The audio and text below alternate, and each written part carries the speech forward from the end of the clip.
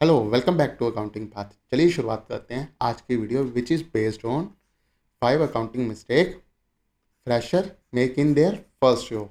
Does not matter कि आप AP AR या एज ए अकाउंटेंट आपको आपकी फर्स्ट जॉब मिल चुकी है। अगर ये वीडियो आप देख रहे हो तो आपके लिए ये वीडियो काफ़ी हेल्पफुल रह सकती है। इस वीडियो में मैं उन 5 मिस्टेक के बारे में बात करूँगा जो 95% of early stage of account executive या अकाउंटेंट करते हैं। चलिए शुरुआत करते हैं आज की वीडियो।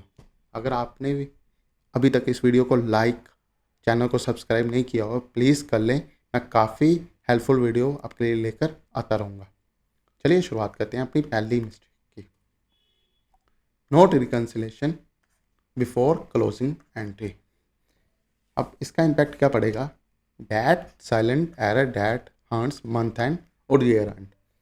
मैं आपको एक छोटी सी एग्जांपल बता देता हूँ। आपने क्या किया, प्रॉपर बैंक स्टेटमेंट को अपलोड कर दिया, ठीक है। अब क्या हुआ, जल्दबाजी में आपने एक अकाउंट की डालनी थी वो कैश में, बट डाल दी बाय बैंक। कोई भी एक छोटा सा XYZ डेबिट कर दिया आपने, कोई भी एक्सपेंसिव ले लो जिसको आपने नाम दे दिया XYZ, और क्रेडिट कर दिया आपने बैंक जिसे करना था डेबिट, मैं मान लेता हूँ नॉमिनल अमाउंट 100 रुपीज़, और क्रेडिट आपने करना था कैश, उसको आपने कर दिया बैंक, ठीक है। आपकी प्रॉपर बैंक स्टेटमेंट मैच है, मंथ एंड हो चुका, सब कुछ हो चुका, ठीक है। जब क्लोजिंग हुई तो आपके बैंक बैलेंसेस मैच ही नहीं हुए, ठीक है।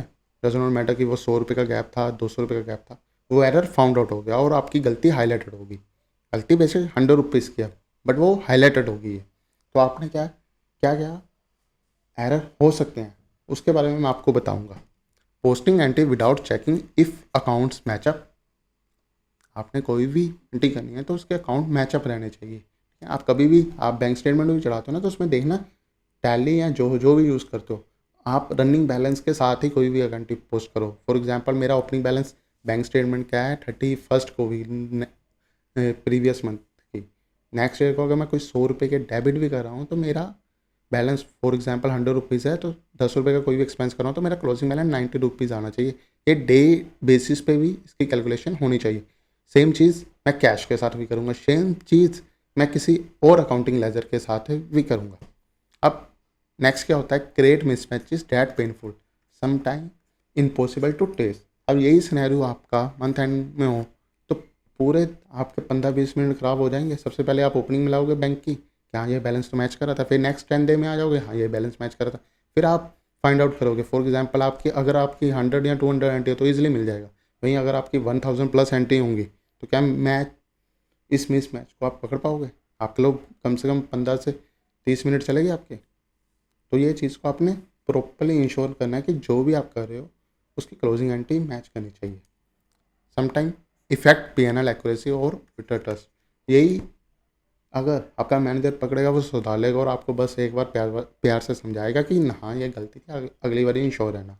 बट ये ऑडिटर पकड़ेगा तो क्या करेगा? फॉर एग्जांपल ये बैंक की एंट्री ना होकर डेप्रिसिएशन की एंट्री हो, यहाँ इनकम टैक्स पेबल का लेजर आपने गलत डाल दिया, ठीक है। हो सकता है, कुछ भी हो सकता है जल्दबाजी में, तो ये ऑडिटर का ट्रस्ट टूट जाएगा। वो हर एक चीज़ को बारीकी से देखेगा। इसके लिए मैं प्रो टिप आपको क्या दूँ, always reconcile bank statement debtor creditor before posting closing entry, build a pre close checklist, ठीक है। जब भी आप डाटा को आप डे एंड पे कर रहे हो, 15 डे पे कर रहे हो या मंथ एंड पे कर रहे हो, उसको हमेशा क्लोज चेक करो, ठीक है। और प्रॉपर ट्रैकर बनाओ। ट्रैकर बनाना इतना ईजी नहीं होता। एक बार आप अपने टैली के नाम और जो आपके मैनुअली ना उनको क्रॉस पुट कर दो, ठीक है। मुश्किल से हर डिपार्टमेंट अपने नंबर अपलोड करेगा, क्लोजिंग नंबर, आपको बस वी लोकल मंगाना और मिस मैच का फार्मूला लगा के आगे बढ़ जाना। बहुत ईजी है, ठीक है। अर्ली स्टेज में अगर सीख लोगे तो मैनेजर लेवल तक ये जो रिकन्सिलेशन है आपके काम आएगा। चलिए आगे बढ़ते हैं।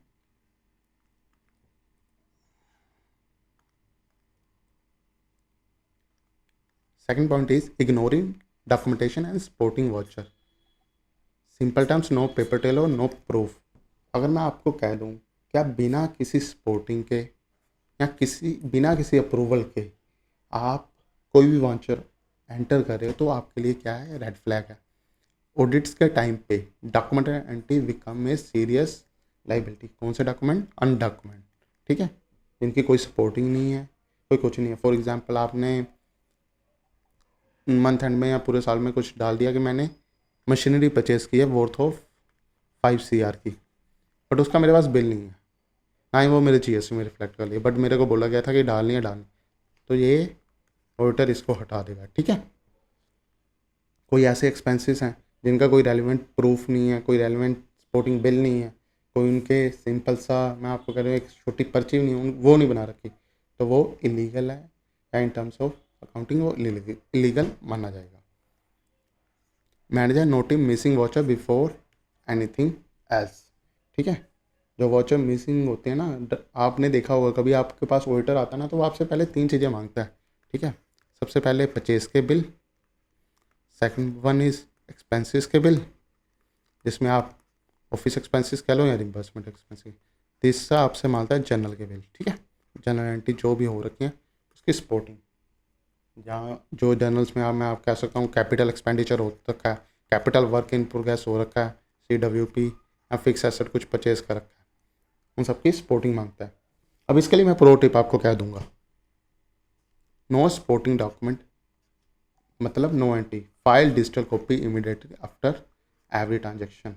आपने देखा होगा जो बंदे ERP सॉफ्टवेयर यूज़ करते हैं, टैली में नहीं, जो ERP यूज़ करते हैं ना, वहाँ पे एक किसी भी वाउचर या परचेज वाउचर या सेल वाउचर में वहाँ पे ना फाइल अपलोड का ऑप्शन आता है। ठीक है। ऐसे करके एक @ करके एक बना होता है लोगो सा, उसमें जाकर आप अपनी सपोर्टिंग डॉक्यूमेंट डाल दोगे तो ऑडिटर कभी भी ईच एंड टाइम उसको फाइंड कर लेगा और आपसे मांगेगा ही नहीं। ठीक है। तो इसको अगर आप गोल्डन रूल बना लोगे ना, ठीक है, इस प्रो टिप को आप, तो आपके लिए काफ़ी हेल्पफुल रह सकता है। चलिए अब आगे बढ़ते हैं हम।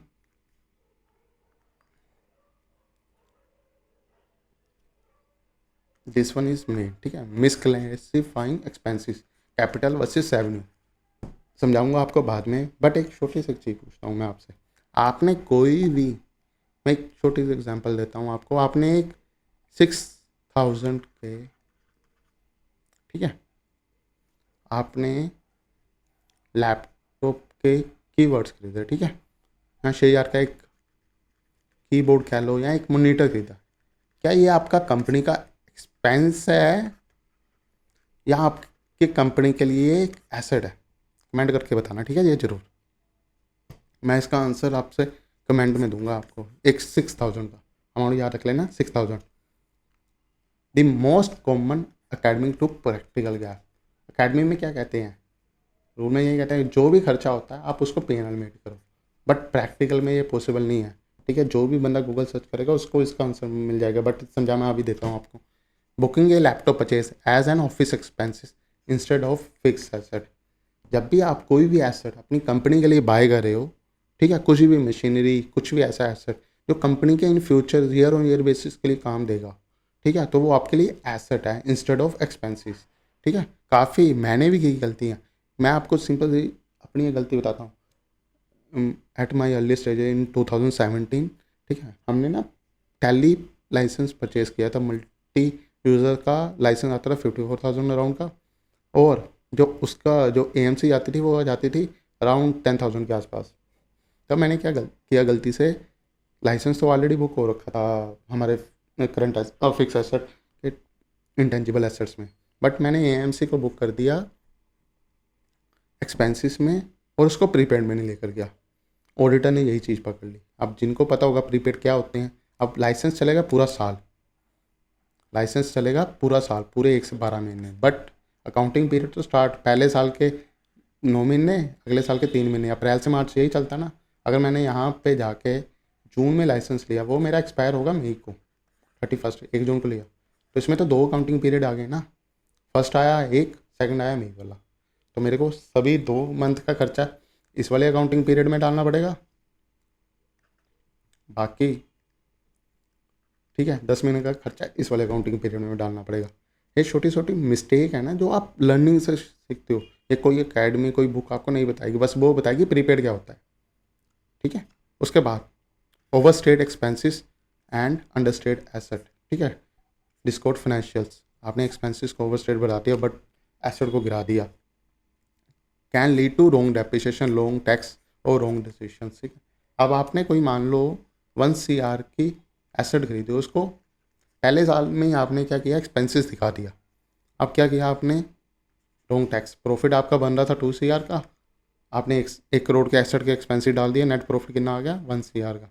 टैक्स कितने पे करेंगे, 30% पे, ठीक है। तो आपके लिए ये क्या होगा, रॉन्ग डिसीजन, आपने तो कर दिया, बट जब नेक्स्ट केस लगे या कुछ भी होगा तो वो उस केसेस में हो सकता है कि वो निकल के आ जाए क्वेरी।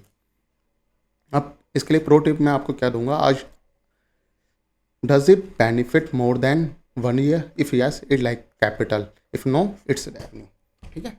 अगर कोई भी चीज़ आपको 1 साल के लिए ज़्यादा दे रही है कोई बेनिफिट, तो वो आपके लिए एसेट है इंस्टेड ऑफ आपका एक्सपेंस और आपकी रेवेन्यू, ठीक है। चलिए अब आगे बढ़ते हैं। The fourth one is most important, poor communication with other department. Accounting does not mean work in isolation, ठीक है। अकाउंटिंग ऐसा वर्क नहीं है कि आपको एक BPO का काम दे दिया बस आपको सेल ही करनी है, आपने अपना सेल्स के साथ भी शेयर करना है, ऑपरेशन के साथ भी शेयर करना है, और HR के साथ भी आपने अपना काम करना है, ठीक है। आपको मल्टीवर्स होना ही पड़ेगा, ठीक है। हर किसी टीम से आपको डाटा भी लेना पड़ेगा, आपको सेल्स के नंबर भी लेने पड़ेंगे, आपको ऑपरेशन के ब्याह पे जो खर्चे होते हैं वो भी कंसिडर करने पड़ेंगे, ठीक है। तो इसलिए आपकी कम्युनिकेशन सही होना बहुत ही ज़्यादा ज़रूरी है। अगर आप भी करियर ग्रो करना चाहते हो तो सबसे पहले जो काम एज जॉब पाने के बाद आप करो, वो अपनी कम्युनिकेशन पे आप अपना इंटरेस्ट दिखाओ, कोर्सेज बाय करो, जो भी आप कर सकते हो। Second one is late data, delayed books, delayed reporting to management. Silence is often mistake for incompetence in their first job, ठीक है। अब इसके लिए प्रो टिप क्या है, build relationship with the other team earlier, set informal deadline politely, जिसमें आप कह सकते हो can I have the invoice by Wednesday, goes a long way, ठीक है। आपको फॉर एग्जांपल मैं आपको कह दूँ, आपने HR से डाटा लेना, अब HR टीम से आप क्या क्या डाटा ले सकते हो, ठीक है, अदर देन सैलरी, सैलरी के अलावा भी और डाटा होते हैं, जैसे ESI, EPF और LWF, ठीक है। जब किसी कंपनी में ज़्यादा एम्प्लॉय हैं तो तीनों कैटेगरी आ जाती हैं, उसके बाद ग्रेचुटी, ठीक है, उसके बाद EL, वो डाटा आता है, ठीक है। बट मैं आपको कह दूँ ये दोनों की पेमेंट होती है before 15 of the next month. तो अगर आपके पास डाटा आएगा बिफोर 10, तब भी आप 15 को इसकी पेमेंट आफ्टर रिकनसाइल कर पाओगे। यहाँ आपको डाटा ही अगर 15 को मिलेगा ESI और PF का, कितने एम्प्लॉय का जमा करवाना, कितने का नहीं, तो आप कैसे इसको रिकनसाइल करोगे, आप अपनी डेडलाइन देखोगे, यहाँ आप कंप्लाइंसेस देखोगे, या आप अपने डाटा को रिकनसाइल करोगे, ठीक है। अगर टाइम नहीं होगा तो आप सबसे पहले कहोगे कि मैं इसको पे कर देता हूँ, रिकनसाइल बाद में करूँगा। तो इसके लिए क्या डेडलाइन रखूँगा मैं सभी टीम के साथ कि 10 को मेरे को डाटा मिल जाना चाहिए। ये आपको अंडरस्टैंड करना है कि कैसे अपना माइंड ग्रो करना है, एज ए अकाउंटेंट से एज ए मैनेजर का रोल सफ़र करना अपने। अब कैसे करोगे वो आप देखो, ठीक है। आपको कैसे ग्रो करना है, जैसे लाइक मेरी एक प्रॉपर प्लेलिस्ट बनी है how to become a manager, उसको जाके आप पढ़ सकते हो कि मैंने काफ़ी चीज़ें बताई हैं जो एज ए अकाउंट मैनेजर को आनी चाहिए। नेक्स्ट बढ़ते हैं आगे। Over relying on software without understanding the logic, ठीक है। मैं आपको एक छोटी सी एग्जांपल बता देता हूँ, बाद में मैं क्लियर करूँगा। आपने देखा होगा जब ERP सॉफ्टवेयर यूज़ होते हैं ना, तो उसमें कुछ एक्सपेंसेस रैकरिंग बेसिस पे बुक होते हैं, जैसे रेंट। जैसे हमारी कंपनी है, मेरी करंटली कंपनी में मोर देन 75% प्लस ब्रांचेस पे हम रेंट पे करते हैं। तो क्या मैं 75 एंटी मैनुअली बुक मारता हूँ, नहीं। मैंने क्या लगा रखा अपनी जो बुक्स में रैकरिंग का फीचर, रेंट हमेशा सेम रहता है, साल में एक बार बढ़ता है, सभी को पता है, ठीक है। कुछ XYZ रीज़न रहा होगा कि रेंट काटा होगा या रेंट ज़्यादा देना पड़ा होगा, अदरवाइज़ 99% केसेस में सेम रहता है। अब मैं क्या करता हूँ, इनको रैकरिंग लगा दिया, 1 तारीख को रैकरिंग पे क्लिक मारूंगा, ऑटोमेटिकली वो अगले मंथ के लिए भी बन जाएगा, ठीक है, या सेम मंथ के लिए भी बन जाएगा। अब ये हो गया सॉफ्टवेयर का काम। क्या इसको क्रॉस चेक करना मेरे हाथ में है? बिल्कुल जी। मैं यही अगर मैं बात करूँ, टैली में क्या होता है, टैली में एक सॉफ्टवेयर यूज़ होता है, टैली अपलोड करके मल्टीपल बल्क एंट्री के लिए। अगर मैं वहाँ पे डेबिट को क्रेडिट कर दूँ और क्रेडिट को डेबिट कर दूँ, वो तब भी एंटी पोस्ट कर देगा, ठीक है। अब इसके लिए क्या है, software hide errors your knowledge does not, ठीक है। अब मैं यहाँ पे आपको छोटा सा पॉइंट बताता हूँ। Automation cover speed not thinking that's still your job. ठीक है, टैली अपलोडर का काम नहीं है कि डेबिट क्रेडिटर बताना। अगर बैंक अपलोड कर रहे हो, आपके पास बैंक का है 1 से 30 तक का है, उसमें 2000 प्लस एंट्री हैं, तो टैली का काम थोड़ी है कि डेबिट क्या होगा क्रेडिट क्या होगा। काम आपका है। आपने अगर डाटा अपलोडिंग में कुछ भी गलती कर दी तो एरर आपका ही है। ठीक है, अगर सिंपल सी बात है, if you don't know the debit और credit logic you can not catch the mistakes. ठीक है, और अगर मैं बता दूं, टैली और Excel can post entry but wrong input is equal to wrong output. इसके लिए मैं प्रो टिप आपको क्या दूंगा, before testing software output always ask what should be debit and credit be here, manually check build long term expertise. अगर एक बार इस चीज़ में एक्सपर्टाइज बन गए तो आपका करियर काफ़ी हद तक as compare to other grow कर सकता है। ये मेरा पर्सनल एक्सपीरियंस है। आज की वीडियो के लिए इतना ही। अगर आपको वीडियो अच्छी लगी हो प्लीज़ लाइक करें, चैनल को सब्सक्राइब करें और शेयर करें अपने क्लिक्स के साथ, ताकि उनकी नॉलेज भी ग्रो हो सके। Thanks for watching.